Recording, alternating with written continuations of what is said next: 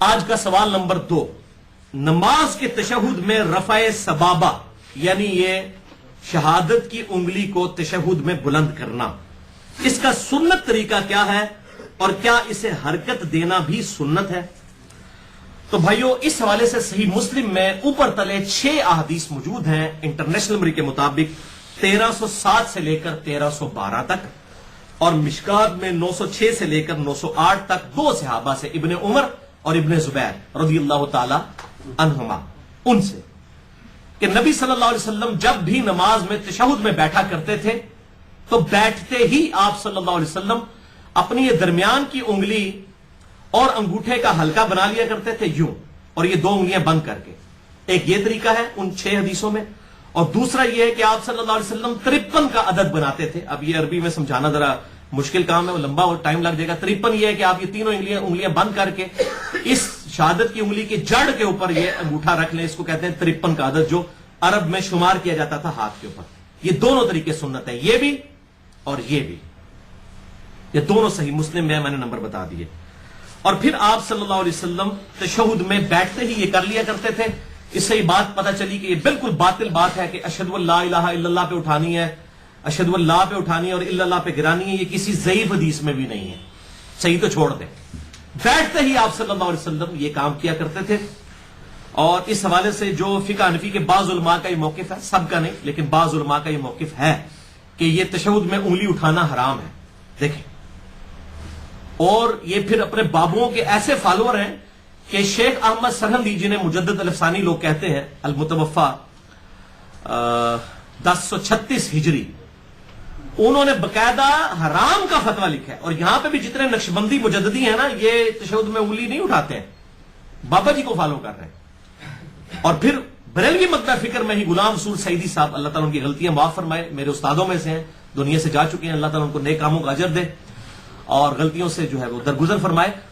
انہوں نے باقاعدہ پھر تقریباً 40 صفحوں پر مجدد الافسانی المعروف شیخ احمد سرہندی کا رد لکھا ہے شرح صحیح مسلم میں کہ ان کا عقیدہ بالکل باطل ہے۔ تو یہ بریلوی مکتبہ فکر کے سمجھ لیں اس دور کے سب سے بڑے محدث غلام رسول سعیدی صاحب، جو حال ہی میں فوت ہوئے ہیں، انہوں نے رد شرح صحیح مسلم میں شیخ احمد سرہندی کا لکھا ہے۔ تو وہ کہتے ہیں انگلی اٹھانا ہی حرام ہے۔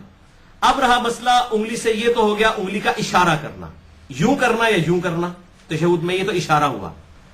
اب دوسری چیز ہے انگلی کو حرکت دینا، یہ الگ سے چیز ہے۔ مسلم شریف میں حرکت کا ذکر نہیں، صرف اشارے کا ذکر ہے۔ تو اس میں یہ بات امپلائڈ ہے کہ ابن زبیر اور ابن عمر رضی اللہ تعالی عنہما نے آپ صلی اللہ علیہ وسلم کو تشہد میں اس وقت آبزرو کیا ہے کہ آپ نے صرف انگلی سے اشارہ کیا ہوا تھا، ہلا نہیں رہے تھے۔ یہی مطلب نکلا، ورنہ وہ کہتے کہ ہلا بھی رہے تھے۔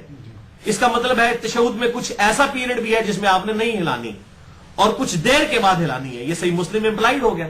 اور وہ وقت کیا ہے؟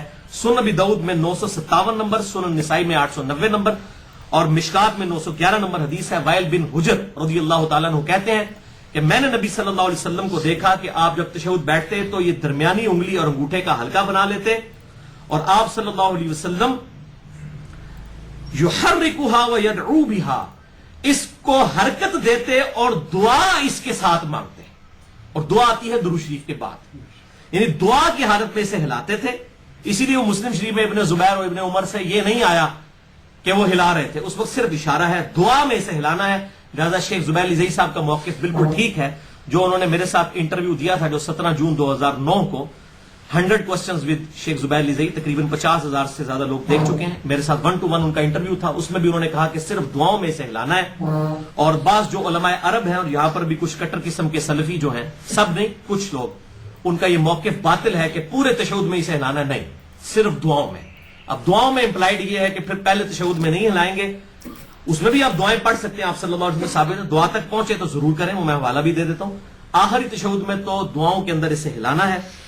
اور اس حوالے سے شیخ زبیر صاحب نے توضیح الاحکام پہ بھی صفحہ نمبر 386 پہ یہ بات لکھ دی کہ صرف دعاؤں میں ہلانا ہے۔ آج سے 4 مہینے پہلے مجھے انڈیا سے ایک ای میل آئی جی۔ اب وہ ایک بڑے مشہور مولوی صاحب ہیں، میں ان کا نام نہیں لیتا، انڈیا کے ہیں، وہ پھر بالکل پرسنل بات ہو جائے گی، اکثر باتیں بے حوالہ کرتے ہیں، بلکہ میں نے تو ڈاکٹر ذاکر نائک کے علاوہ تو میں نے کسی کو نہیں دیکھا کہ وہ حوالے دیتا ہو یا میں حوالے دے رہا ہوتا ہوں، باقی تو سارے جو منہ میں آتا ہے وہ بول رہے ہوتے ہیں بغیر حوالوں کے۔ تو اس نے بھی بات کر دی کہ نہیں جی نہیں، ہم تو اس لیے یہ جو الفاظ ہیں یحرکھا ویدعو بہا، تو پورا تشہد ہی دعا ہے، تو اس لیے ہم پورے، تو دروشی بھی دعا ہے. آن دا فیس آف آرگومنٹ بات بالکل ٹھیک ہے کہ دروشی بھی دعا ہے. تو میں نے اس بھائی کو جس نے ای میل بھیجی، میں نے کہا بات یہ کہ بھائی قیام جو ہے سورۃ الفاتحہ قرات نہیں ہے کیا؟ ہے، لیکن جب ہم قیام کی بات کرتے ہیں ہم کہتے ہیں قیام تین چیزوں کا مجموعہ ہے، ثنا کا جسے ہم دعائے استفتاح کہتے ہیں، سورۃ الفاتحہ اور پھر قرات. حالانکہ فاتحہ بھی قرات ہے لیکن ہم تین حصوں میں ڈیوائڈ کرتے ہیں. اسی طریقے سے تشہد جو ہے یہ تین حصوں کا مجموعہ ہے، اللہ کی حمد، درود شریف اور دعا. وہ کہتا ہے جی دلیل پیش کریں. میں نے کہا دلیل میں پیش کر دیتا ہوں، پھر دیکھتے ہیں آپ مانتے ہیں کہ نہیں مانتے. پھر وہی ہوا کہ آج 4 مہینے گزر کے ماننے سے انکار کر دیا. تو منکرین حدیث صرف بریلوی دیوبندیوں نہیں، اہل حدیث میں بھی موجود ہیں.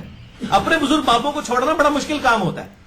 تو انہوں نے پھر دوبارہ اتنی بھی توفیق نہیں کی کہ آپ نے حدیث پیش کر دی ہے تو میں رجوع کرتا ہوں، یا میرے جو مولوی صاحب رجوع کرتے ہیں یا میرے بابا جان جو ہیں وہ رجوع کر لیتے ہیں جن کا میں فالوور ہوں، نہیں کیا. اب میں آپ کو حوالہ دے دیتا ہوں، سنن نسائی میں 1720 اور 1721 نمبر حدیث ہے صحیح سند کے ساتھ. شیخ البانی، شیخ زبیل زئی رحمہ اللہ دونوں اسے صحیح کہتے ہیں. 9 وطر پڑھنے کا طریقہ 2 سلام، 1 سلام اور 2 تشہد کے ساتھ اما عائشہ نے روایت کیا رضی اللہ تعالیٰ عنہ. اس حدیث میں آتا ہے کہ نبی صلی اللہ علیہ وسلم جب 9 رکعت وطر 1 سلام کے ساتھ، مراد 1 دفعہ سلام، اگلے دن ایک ای میل آ گئی آپ 1 سلام کہہ رہے تو اسے مراد صرف دائیں طرف پھیلنا ہے. اس حالت تک بھی لوگوں نے ہونا عادت ہوتی ہے. تو میں تاں پہ کہنا ہے اسلام سے مراد یہ ہے کہ 2 دفعہ سلام نہیں پھیرنا، 1 دفعہ دونوں طرف سلام پھیرنا ہے. ہر طرح کی مخلوق ہے اللہ کی، مطلب ہم کریٹیسائز نہیں کر رہے، لیکن لوگوں کو سوچنے کا وہ چشمہ ڈفرنٹ ہوتے ہیں، ہر بندے کا انٹلیکچوئل لیول ایک نہیں ہوتا. تو 1 سلام اور 2 تشہد کے ساتھ 9 وطر، سنن نسائی 1720 اور 1721. اس میں الفاظ ہے کہ آپ صلی اللہ علیہ وسلم 8ویں رکعت میں تشہد میں بیٹھتے، پہلی 7 رکعتوں میں نہ بیٹھتے، 8ویں میں بیٹھتے اور اس کے بعد اللہ کی حمد بیان کرتے، پھر نبی صلی اللہ علیہ وسلم پر درود پڑھتے. یہ اگلے دن کسی بریلوی مولوی نے کہا جی نبی صلی اللہ علیہ وسلم تو درود شریف نہیں سن پڑھتے، انہوں نے اپنے آپ پڑھنا سی، یہ پائی موجود ہے سنن نسائی کے اندر. خود اپنے اوپر درود پڑھتے اور اس کے بعد اللہ سے دعائیں مانگتے اور پھر آپ صلی اللہ علیہ وسلم سلام پھیرے بغیر 9ویں رکعت میں کھڑے ہوتے، پھر 9ویں رکعت میں بیٹھ کے تشہد کے اور دعائیں پڑھنے کے بعد سلام پھیرتے. اس میں نے بتایا کہ دیکھ لو تینوں ڈویژن آ گئی ہیں، اللہ کی حمد، درود شریف اور دعا. اب میں نے کلیئر کر دیا، دلیل دے دی، اور کیا کریے، پٹھے لٹک جائیے، اور تو اس سے زیادہ کچھ نہیں کرتے. لیکن وہ پھر ماننے سے انکار کیا اور پھر اس نے رجوع نہیں کیا. پل یہ ہے کہ وہ شرمندہ ہو کے بھاگ ضرور گئے، اس کے بعد انہوں نے بات نہیں اس موضوع کے اوپر کی. حالانکہ کہنا چاہیے تھا، جتنے وہ تمکنت کے ساتھ گرجے تھے تو آپ پھر حق بات کو قبول بھی کرتے اور صحیح اہل حدیث ہونے کا ثبوت دیتے، غیر مقلد ہونے کا نہیں. پھر کہتے ہیں ہمیں گالیاں دیتا ہے غیر مقلد، تو بھائی میرے جو ہے حدیث کو نہیں مانتا پھر وہ غیر مقلد ہی کہلائے گا نا، بلکہ ہمیں تو منکرین حدیث کہنا چاہیے ایسے لوگوں کو. اور میں سب سے زیادہ محبت اہل سنت اور اہل تشیع کے تمام جتنے بھی گروہ ہیں، بریلوی، دیوبندی، اہل حدیث، حنفی، شافعی، مالکی، حنبلی، یا اثنا عشری ہوں اہل تشیع میں یا زیدیہ ہوں، سب سے زیادہ محبت اہل حدیث کے ساتھ کرتا ہوں، کیونکہ انہیں جب حدیث پتہ چلتی ہے وہ بات قبول کر لیتے ہیں. لیکن اگر وہ نہیں قبول کرتا پھر سب سے زیادہ غصہ بھی ان پہ ہوگا، اس لیے کہ بھئی آپ کا تو دعویٰ تھا، باقیوں کا تو دعویٰ بزرگ بابوں کا ہے، آپ تو بزرگ بابوں کے پجاری نہیں تھے، تو آپ بھی جب حدیث نہیں مانیں گے تو آپ پہ تو غصہ آئے گا. تو آپ لائک اسٹوڈنٹ کے اوپر ہی غصہ زیادہ ہوتا ہے نا ٹیچر کا. تو اب مانے کہ یار یہ بات حق ہے، نہیں قبول کی. تو اس حدیث سنن نسائی 1720 اور 21 کے اندر سلفیوں کے لیے بھی پھکی ہے، سارے سلفی نہیں جو کٹر قسم کے وہ والے ہیں، اور حنفیوں کے لیے یہ پھکی ہے کہ ان کے نزدیک وطر ہے واجب، اور واجب اور فرض نماز میں وہ کہتے ہیں کہ جیسے ہی آپ درود شریف پڑھ لینا اللہم صلی علی محمد تو سجدہ صاحب واجب ہو جاتا ہے.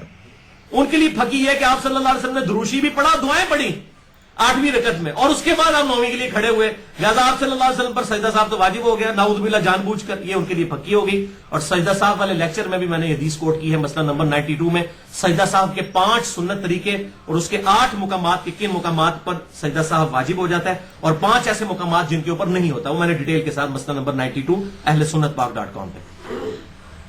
تو یہ حنفیوں کا رد ہو گیا. اور سلفیوں کا اس معاملے میں ہو گیا کہ وہ جو یہ کہتے تھے، شیخ زبیر صاحب کے اوپر تان کرتے تھے کہ جو وہ کہتے ہیں دعاؤں میں ہلانا چاہیے، تو میں نے الفاظ جو ہیں وہ بتائے یحرکھا ویدعو بہا. اور یہاں سنن نسائی سے پتہ چل گیا کہ 3 چیزیں ہیں تشہد میں، حمد، درود شریف اور پھر دعا. یہ الحمدللہ اس حوالے سے موقف بالکل کلیئر ہو گیا. سنن نسائی میں ایک اور حدیث ہے 1161 نمبر کہ آپ صلی اللہ علیہ وسلم تشہد میں جب یہ انگلی اٹھاتے تو مسلسل اس انگلی کی طرف دیکھتے رہتے تھے، انگلی کی طرف دیکھتے رہتے تھے تشہد کی حالت میں. यहां पर नजर रखना ये सुन्नत है। सुनन अबी दाऊद में 991 नंबर हदीस है कि आप सल्लल्लाहु अलैहि वसल्लम की ये उंगली हल्की सी झुकी हुआ करती थी, ऐसे नहीं उंगली खड़ी करते थे आप सल्लल्लाहु अलैहि वसल्लम। अच्छा, आप वो 53 का आदत बनाए, उसमें तो ऑटोमेटिकली झुक जाती है, इस तरह करने में ये ऐसे रहती है, इसको हल्का सा झुका के रखना है। सुनन अबी दाऊद 991 नंबर। और मुस्नद इमाम अहमद में जिल्द 2 सफा 119 पर इंटरनेशनल नंबर के मुताबिक 6000 नंबर हदीस है, और मिशकात में 917 नंबर है कि नबी सल्लल्लाहु अलैहि वसल्लम रफ़ाए सबाबा के बारे में फरमाते, यानी शहादत की उंगली को बुलंद करना, फरमाया करते कि यह उंगली शैतान पर लोहे से भी ज्यादा सख्त है। ये गवाही देना, इस उंगली के साथ गवाही देना लोहे से ज्यादा सख्त है शैतान के ऊपर, अल्हम्दुलिल्लाह। लिहाजा ये जो है इस सुन्नत से महरूम नहीं होना चाहिए। अब दो बातें और कि हनफी एक दलील पेश करते हैं सुनन अबी दाऊद से, इंटरनेशनल नंबर के मुताबिक 989 नंबर हदीस है, 989 एकम 90। उसमें अल्फाज है कि आप सल्लल्लाहु अलैहि वसल्लम उंगली तो उठाते थे लेकिन इसे हरकत नहीं देते थे, लेकिन वो रवायत मरदूद है, उसमें मोहम्मद बिन इजलान मुदल्लिस है और अन से रवायत कर रहे हैं और समा की तसरीह मौजूद नहीं है। और मुदल्लिस की अन वाली रवायत जो है, सिका मुदल्लिस की भी अन वाली रवायत बगैर समा की तसरीह के ज़ईफ होती है। ये सही मुस्लिम के मुकदमे में पेट्रोल है, लिहाजा वो बिल्कुल जाली रवायत है। और इसी तरीके से ये तो हनफियों के लिए हो गया तोहफा। सलफियों के लिए एक तोहफा है, खुसूसन उलमाए अरब के लिए। मुस्नद इमाम अहमद में इंटरनेशनल नंबर के मुताबिक जिल्द 4 सफा 317 पर 18878 नंबर हदीस वो पेश करते हैं कि आप सल्लल्लाहु अलैहि वसल्लम 2 सजदों के दरमियान जलसे की हालत में भी उंगली बुलंद करते थे, यूं। और यहां भी मैंने कुछ लोगों को देखा है, तो ये बिल्कुल जाली रवायत है। इसमें सुफियान सौरी मुदल्लिस हैं और अन से रवायत कर रहे हैं, और सुफियान सौरी नहीं तो अनुकूलना चाहिए, क्योंकि जामिया तिरमिजी में जो इब्ने मसूद की हदीस है 257 नंबर बगैर रफल यदैन वाली, वो ज़ईफ ही इब्ने मसूद की जो है वो इसकी सुफियान सौरी की तदलीस की वजह से। ये सेम हुक्म है इस रवायत के अंदर भी कि 2 सजदों के दरमियान जो है उंगली उठाना, ये बिल्कुल बातिल रवायत है, जाली रवायत है। बारह जिसे डिटेल चाहिए हो तो मेरे 2 लेक्चर हैं, मसला नंबर 70A कंप्लीट नमाज मुहम्मदी सहीहुल इस्नाद हदीस की रोशनी में सल्लल्लाहु अलैहि वसल्लम, और मसला नंबर 70B रफुल यदैन से मुतल्लिक फिरका वाराना नजरियात का तहकीकी जायजा, और मसला नंबर 84 है फातिहा खल्फुल इमाम के ऊपर।